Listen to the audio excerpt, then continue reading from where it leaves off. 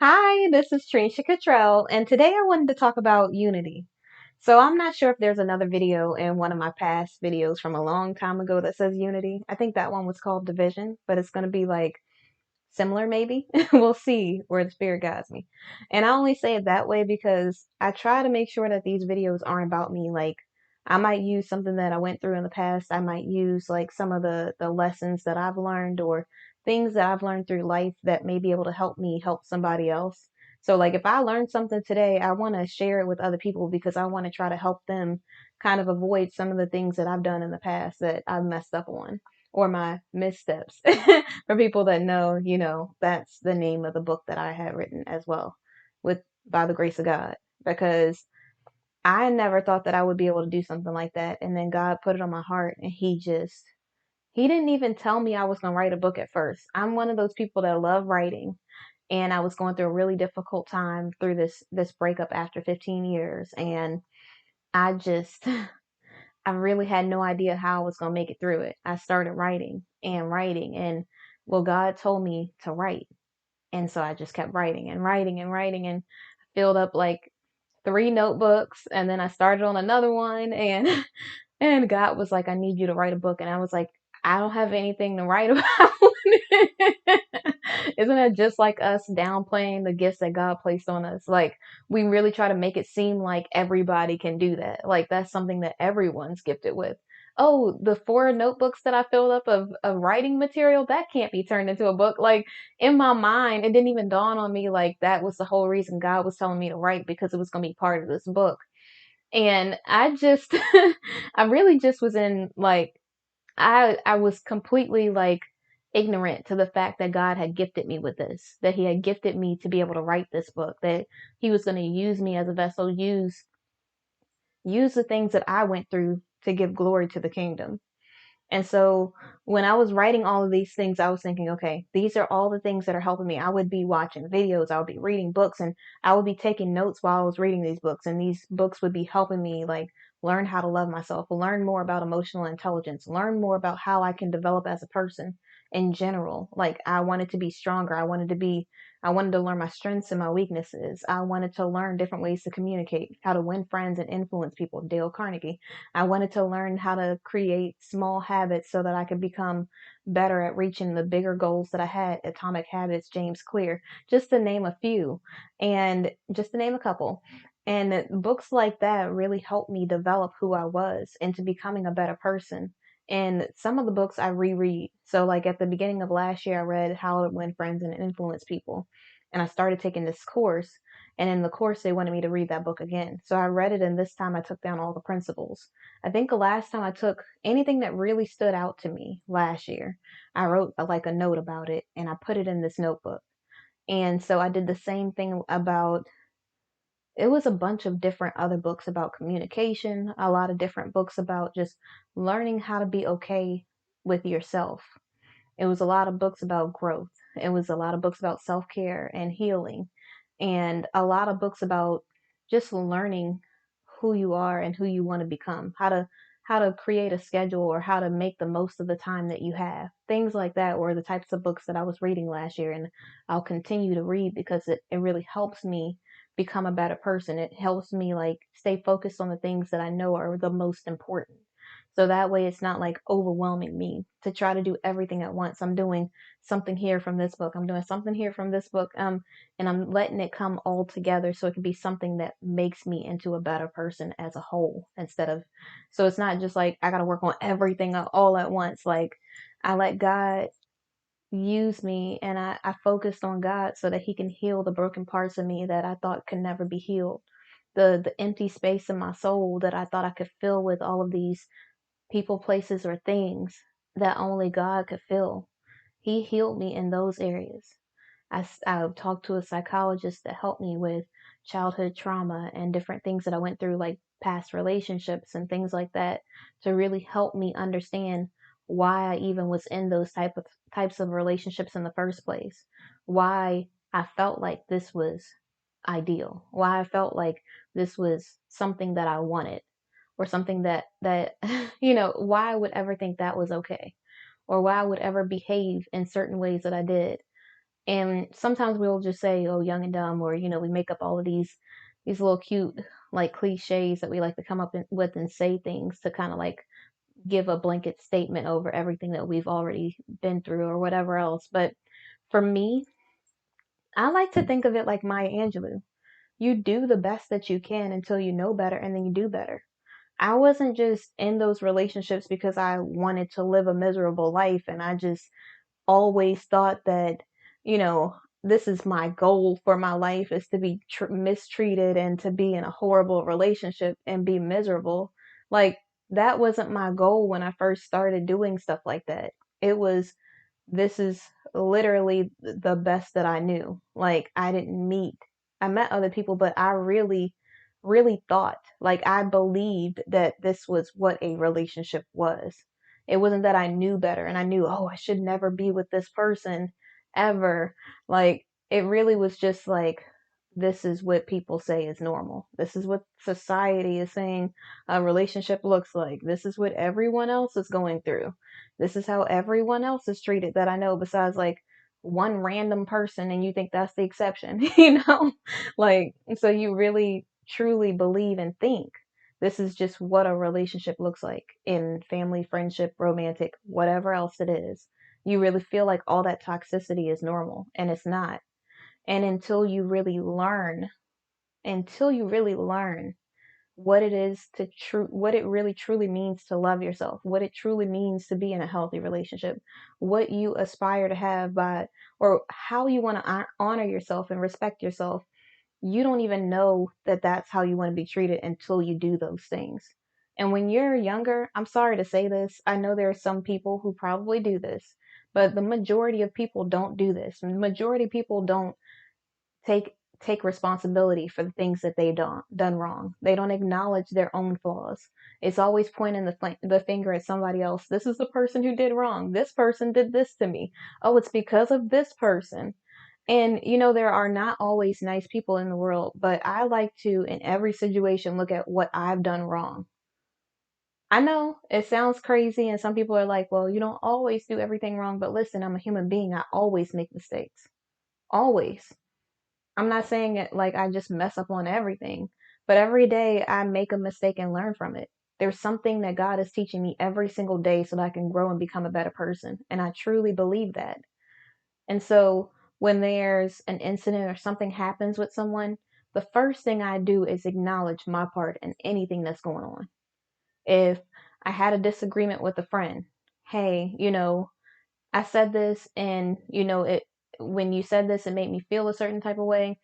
I, I don't know if I did something in the past. If I did something, please tell me so that I can work on it so I can become better because your friendship really means a lot to me. And I don't want this to be something that comes in the way of our friendship or something like that. Like I honestly think about what it is that I can do better first before I ever say, well, you talk to me like this. You're the person who, before I really point the finger at anybody else, I always do this.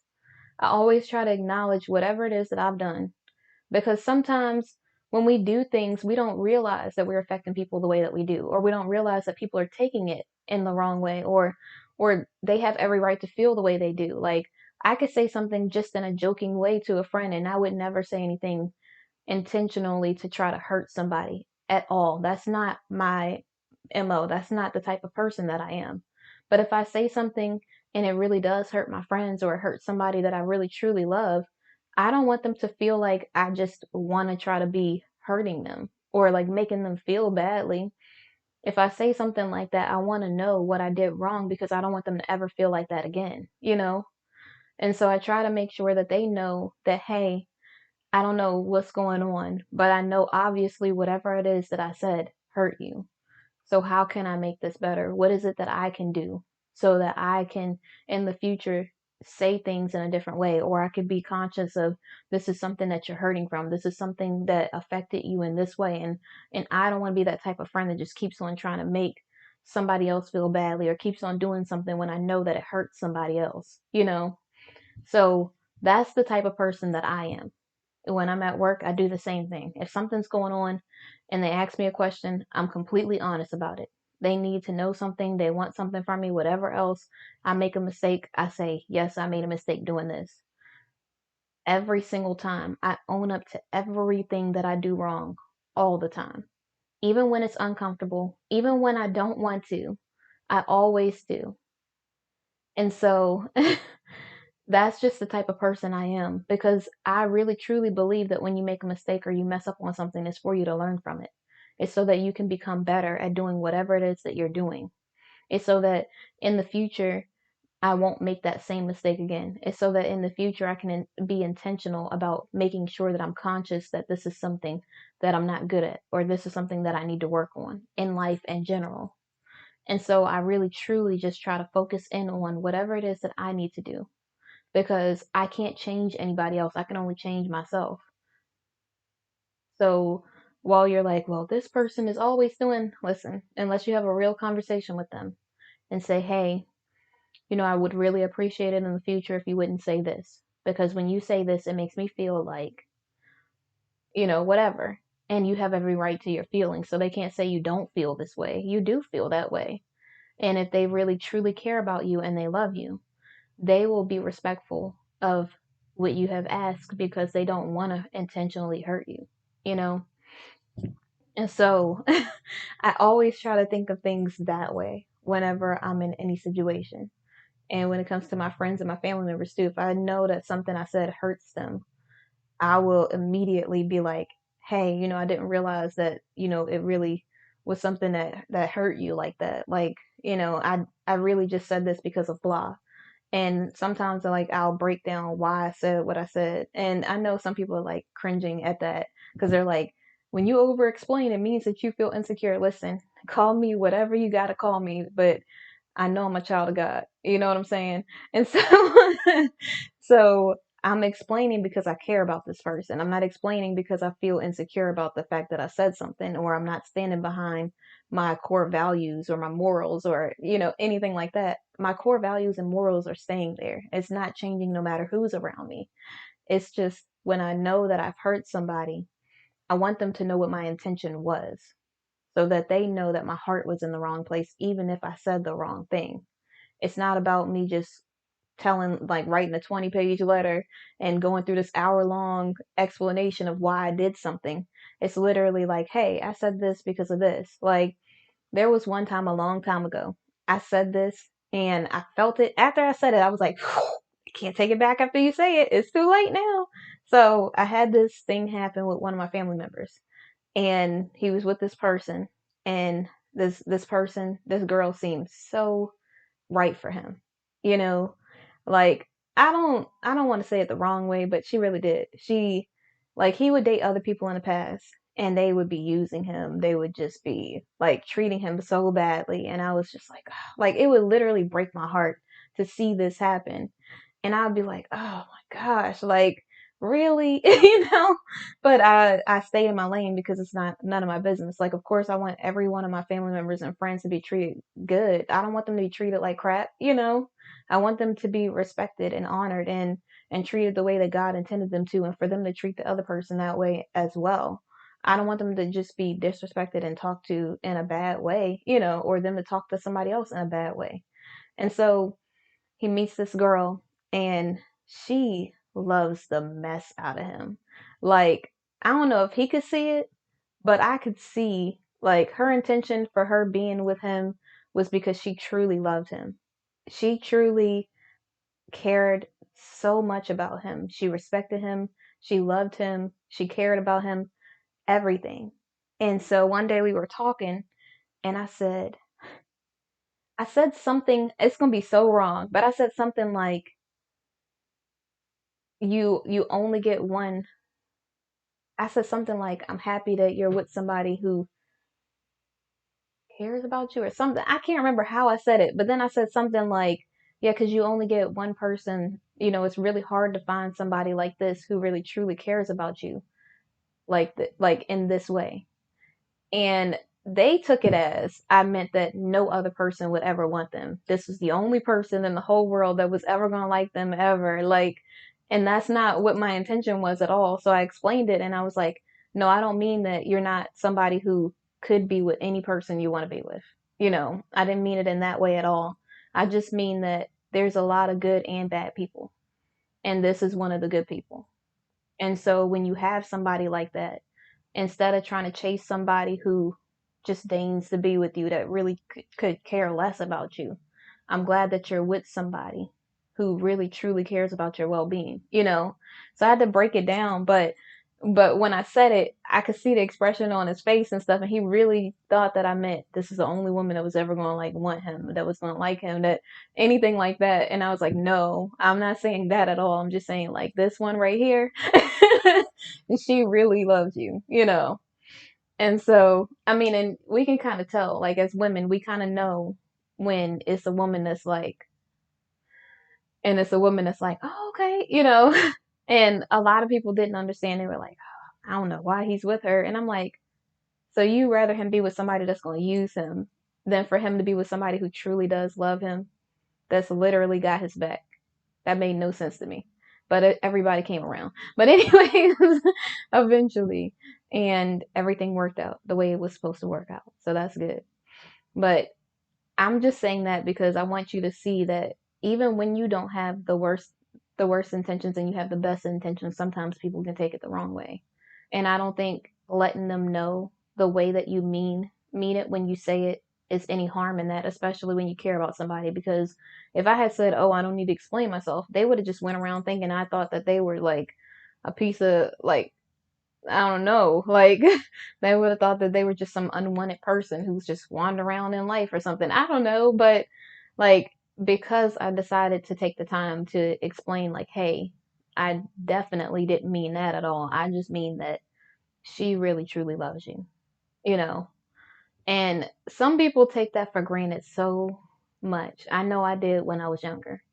I had people in my life who I was cool with, whatever else, and they really truly cared about my well being. And I was with some people who just could literally care less about what, was beneficial to me.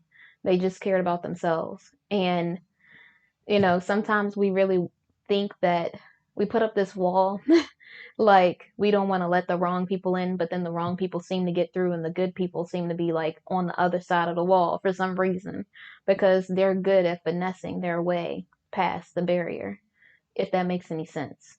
When the good people who are really truly being themselves is taken the wrong way because they were being for real. Like when I meet people, I let them know, hey, I'm not perfect. I know that's probably not the right thing to say. Like they'll see me and some guys will say, "Oh, you're like goody two shoes" or something like that. And I know you're probably like, that's not really a bad thing. Okay, it's not a bad thing. And so like they'll say it like, "Oh yeah, you do this, you do that, and blah blah blah." And like I'll have a necklace on like this that says faith over fear, and they'll just be like, "Oh, okay." Like you're a goody two shoes or something, or you're like a good girl. And I'm like, okay, yeah, I am. And then part of me is like, listen, I'm not a perfect person. I'm never going to be perfect. And some people are like, oh, okay, like it just is what it is. And some people are like, because she's saying that she's not perfect, like, what is it? What's the thing? But listen, I just want to be for real and upfront because I don't want any person to ever think that I'm perfect. I could never be perfect because only God is perfect. Like some people will see me and they'll like try to talk to me and stuff like that, and they'll just have this idea in their head of who they think I'm gonna be. And I'm just like, you don't even know me enough, to really make that conclusion. And they just have this idea in my head that I just literally am walking on a cloud every day, always smiling, never going through life. I mean, I do smile all the time when I'm outside of this house. Like, the only time you will ever see me cry, you won't see me cry. I mean, people who watch this video will because I cry on these videos when I'm talking about God, the goodness of God. Other than that, I don't cry in front of people. I think the last time I cried was at a funeral for a young person. That's it. That's the last time I cried in front of anybody. And so I really just don't like to cry in front of people because I don't want to be weak. I don't want to be seen as weak. I just don't like that, you know. I mean, the person that I'm with might see me cry. I don't know. We'll see. But But I just don't feel comfortable being vulnerable like that in front of anybody. And so I really just I'm really conscious of it. And I'm not saying that crying makes you weak. I think crying is like a strength. One thing I love, and people are going to laugh at me and they're going to think this is so crazy, but I love when a man can cry when he is going through something.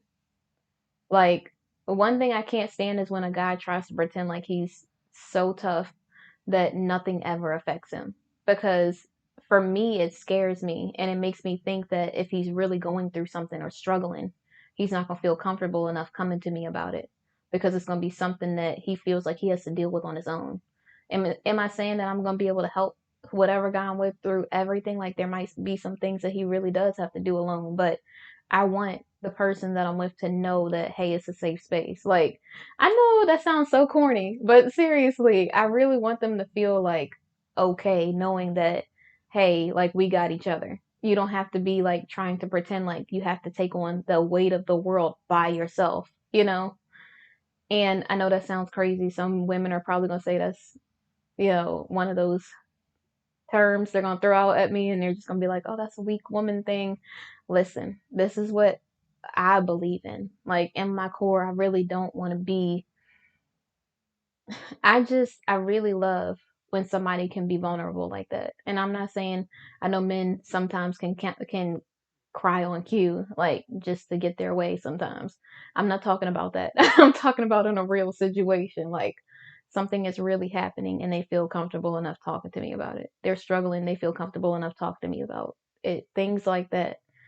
And I don't want to know everything because some stuff I don't need to know. I don't want to know you struggled with this ingrown toe thing that I don't know. Like, I don't want to know something like that. I want to know like the real stuff. Like, and not everything. Like, it's okay that you don't have to be like, I don't know how to describe it, but I just want them to feel comfortable enough talking to me because I want to be able to feel comfortable enough talking to them. And if one of us is guarded, it's not going to feel like we could really lean into each other. I don't know. That's in my head because I've never been in a real healthy relationship, so I don't know how that works. But that's what I would want. I would want to feel comfortable enough to be able to like talk to the person if I was really struggling with something. Like if I don't want to say that, but if there was something going on in life and I had a moment where I was really going through a lot of spiritual, emotional warfare, I would want the person to know, hey, I'm weak right now. Like, I wouldn't want them to just be like, oh, whatever. Like, you just handle it on your own. I would really want to be able to have a place where I feel comfortable enough expressing that. I wouldn't just want to feel like I got to deal with it on my own by myself because I could never ever express anything to this person, you know? And so I know a lot of y'all watching these videos are probably like, why does she have to go into relationships every video? Listen, I don't know what's happening. But it's a thing, I guess, now. And so I really think it's important for us to really dig deep and figure out what it is that we want. Like, I want what God wants for me. Like, I know the things that I desire and the things that I see in my head for employment, like for a place that I work, for a friendship, for a romantic partner. But I really truly just want what God has for me. That's it. Because, like I said, I could say, God, I want a guy who, and I always jump to this because so many people can relate to it, not just because I'm like a person who's an expert or anything like that. I just know me. I know like most women that I encounter. That's it. I'm not saying I know everybody. This isn't like a general blanket statement for the entire world. This is just women that I know of or something like that. And so I could say to God, I want a guy who is consistent, who is a good communicator, and who, um, what's another thing? Who is equally yoked, something like that. The guy could be equally yoked and maybe believe in God in a way, right? He could communicate, like he could be a talker, but he might only talk about himself. He might not even care about anything I have to say. He might be he might be the type of person who is consistently inconsistent. You want consistency, but you didn't say exactly what kind of consistency you wanted. You see how all of those things could just flip up on you? So I want whatever God has for me. I don't have any list. Like my list is gone. I'm sorry. Like equally yoked is the only thing I got on my list now. I had like four things, but those were just core values. It really wasn't a list of like a height, weight, eye color, whatever else. Like it was really just like core values that were really important to me. But I quickly learned that all of those things that are core values could be something like consistently inconsistent, you know? And so I want what God has for me. Whatever it is that God knows that I would need in my life is what I want. I don't want anything on my list. I don't have any, like, anything besides, I definitely, and I know this sounds so shallow, but I definitely want to be attracted to this person in some sort of way. I don't want to be in a situation. I know this sounds so selfish. I know it does. I know it sounds real shallow and selfish. I know, but I'm just being realistic and transparent. I want to be attracted to the person that I'm with in some sort of way, and whatever God has for me, whatever He knows that I need in my life is what I want. I don't want what I want because we know that always that just it ends up being a hot mess. It really just to say it like just to put it plain, it really ends up being disastrous when I try to do things on my own. So I really need God for real. And people think that it's just I'm being over the top or this is like doing the most. But listen, one thing I learned through this journey is there's nothing that I can do without God at all. I can't grow my business without God. I can't meet the right people without God. I can't get another opportunity without God. I can't meet the right friendships without being in right friendships without God. And I absolutely 100% can't meet a kingdom spouse without God. I really, I really need God for every area of my life. There's nothing that I can do without Him. The reason why I smile is because I know I got God. The reason why I glow is because I know that I got God. The reason why I don't worry is because I know I got God. The reason why you see me confident is because I know I got God. The reason why you see that I'm secure in who I am and everything that God has given me, and I'm not feeling at lack of anything, is because I got God. That's it. Because God got me, and I know that God is a part of my life. That is what literally gives me so much clarity, so much joy, so much peace, so much understanding. And it allows me to feel like even if something is chaotic, even if something's not going the way it should, even if I don't see how anything is going to work out, that's the thing that gives me the most confidence and makes me feel the most secure, that makes me feel peaceful in a chaotic day, in a chaotic week, in a chaotic year. Like, God is the constant that allows me to just stay faithful, honestly. Like, I have literally tried it without God, and I can't even write enough books that would be able to express the HE double hockey sticks that I went through. And I say that, and you probably think it's over the top, but seriously, when you try to do things without God, it's almost like you're just floating around with nothing to hang on to. I don't know if that makes any sense to anybody else, but it really feels like I'm just out, just floating somewhere. No sense of direction, no sense of peace, no nothing. Everything that I need is missing when I'm doing things without God in it. And I hope you understand that. I hope that made some sort of sense. When I have God in my life, it literally makes me feel like I'm on this path that's headed somewhere. It makes me feel like even though I don't know how it's going to work out or what's going to happen next, I know that God got me, and it's just something about God that just, when somebody says something mean to me and I just keep smiling, it's like, they're like, why didn't that affect you? Why are you not this way? Why are you still smiling? Why are you still happy? Why are you still joyous? And I mean, when you know God, nothing anybody can say can change what God's going to do in your life. There's no weapon formed against me that shall ever prosper, seen or unseen, because God got this. He created everything. I might not be able to handle things on my own, but when I turn to God and my weakness, He can be my strength. When something is happening around me and I call on His name, when I call Jehovah Jireh, when I call all of the names that God is who He says He is. He is I am, the great I am. When I am calling on God, when I'm affirming things, when I'm saying I am worthy, I'm, a woman of God, I am loving and kind and patient, all of the things that God created me to be, I'm calling on God to make me these things. When I say in Jesus' name, I'm not saying it because I'm trying to be arrogant or conceited. I'm saying it because I know that Jesus will fix any situation. I know that God is going to come through. I know there's nothing that's going on in my life that can't be changed in a day, in a week, in a minute. It's all God. I just have to seek His face. I just have to be faithful. I have to be serving and intentional in my life, and God will take it the rest of the way. He's not expecting me to be perfect. Some people may expect you to be perfect, but God doesn't. God knows that anything that I go through in my life can be used as a lesson. And it could be a blessing to me and somebody else.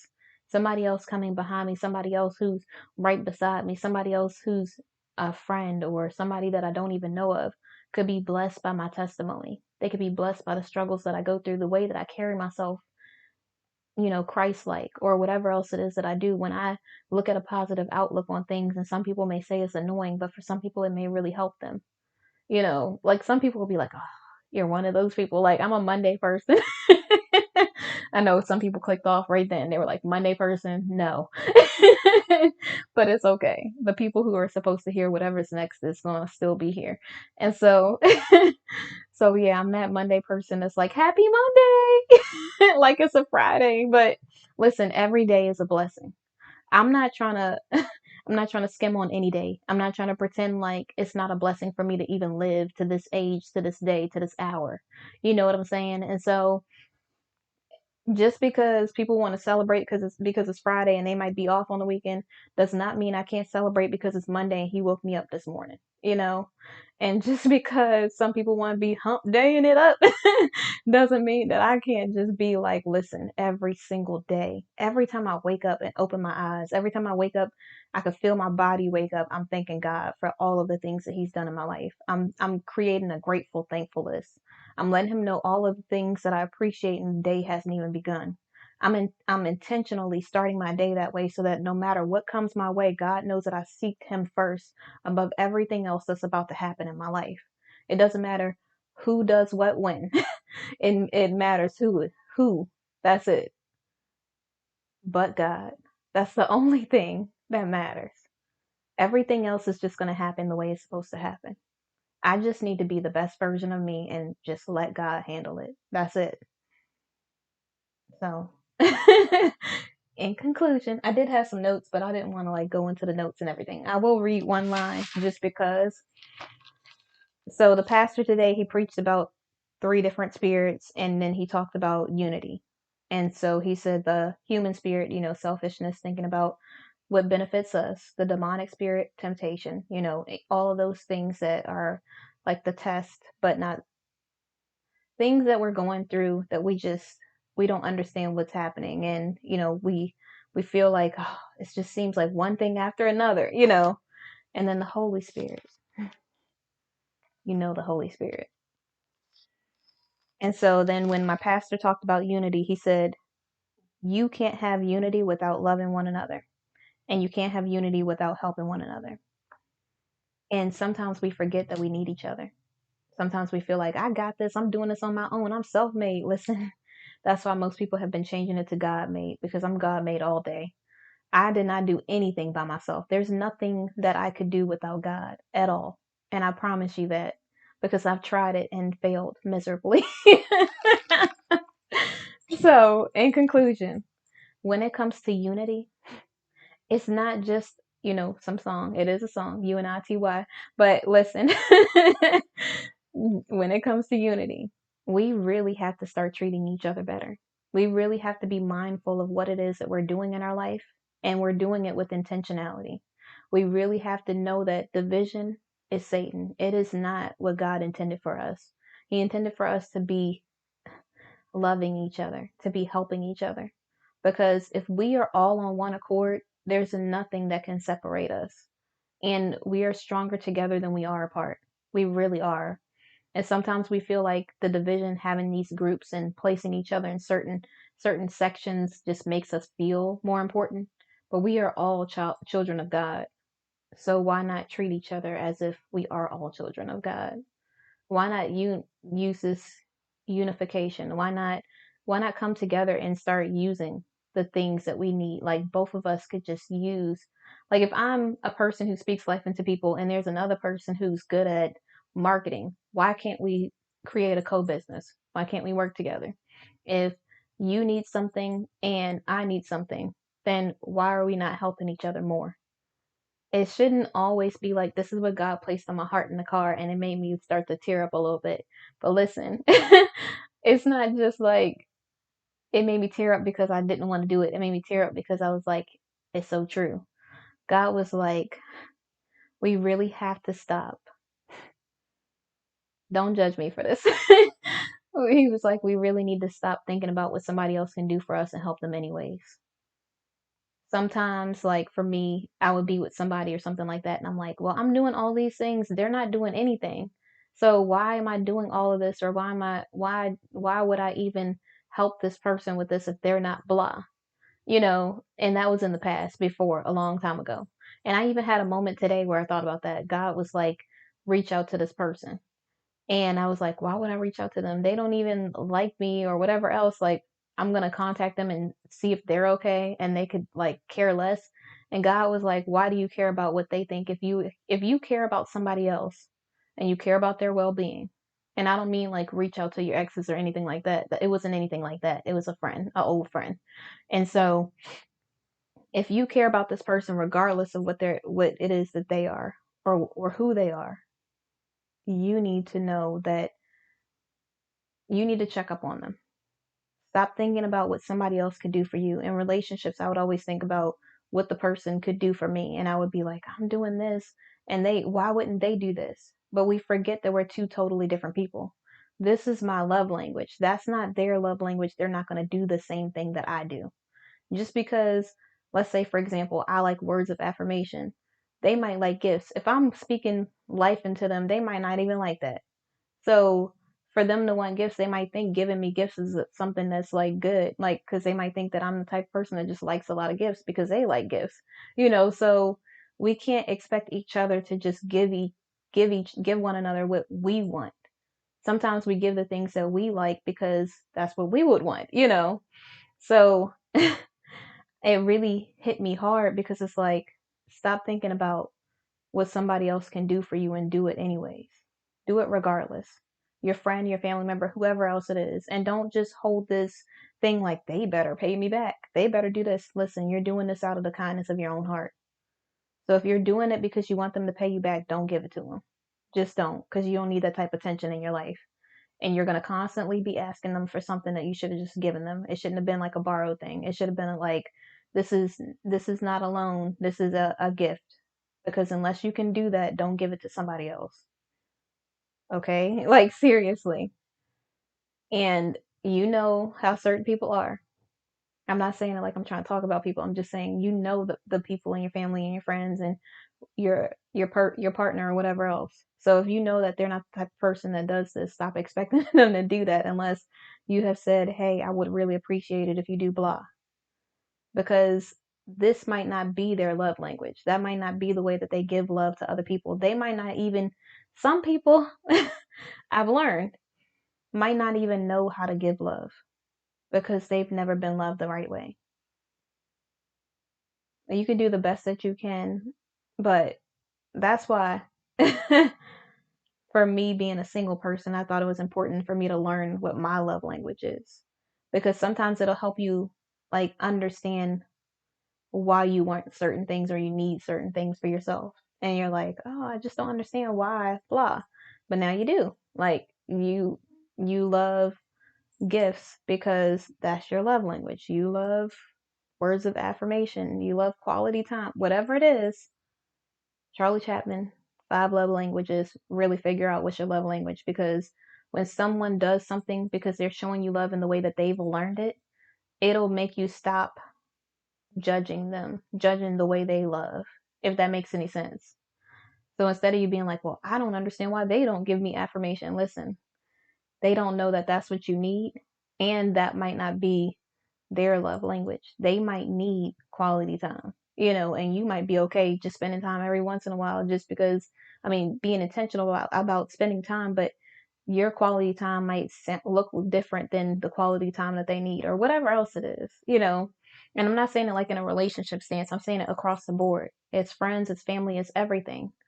You and your friend might be like, oh, I just, they love when they get gifts for Christmas and their birthday and stuff like that. You're the type of person you just want, just to be cool, just to like lift each other up, whatever else. You're speaking life into your friends. They don't speak life into you because their love language is gifts, so they like to give you gifts.